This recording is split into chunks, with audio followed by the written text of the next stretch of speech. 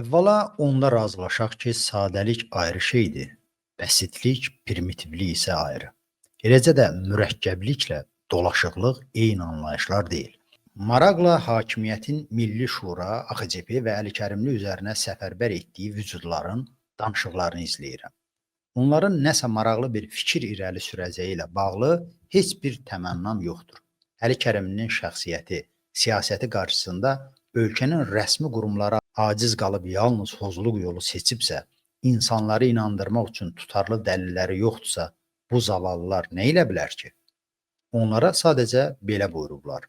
Necə deyərlər, nökər nədir, bekar nədir? Sarayın qırıntıları ilə bəslənən nökərlər daim iş başında olmalıdır. Böyük zövqdür. Biz hamımız indi gözlərimiz önündə professor Filip Filipoviçin romanda oxuduğumuz təcrübəsini izləmək imkanındayıq. Bulgakovun ruhu məni bağışlasın. Çünki professor Preobrazhenskinin ilk ürəyindəki məqsədi bizim hakimiyyətin lakeyləri üzərində apardığı əməliyyatdan xeyli dərəcədə zərərsiz və daha ülvi idi.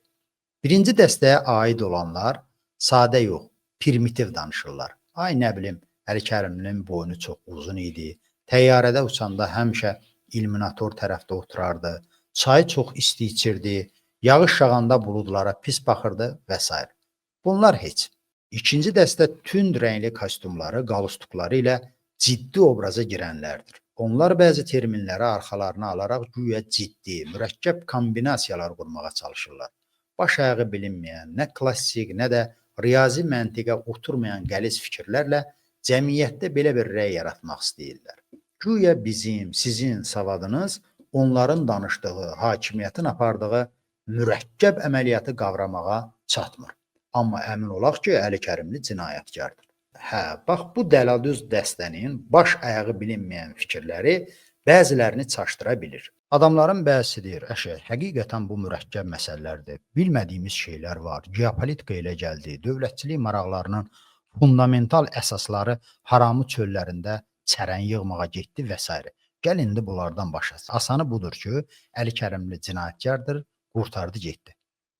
Vəssalam.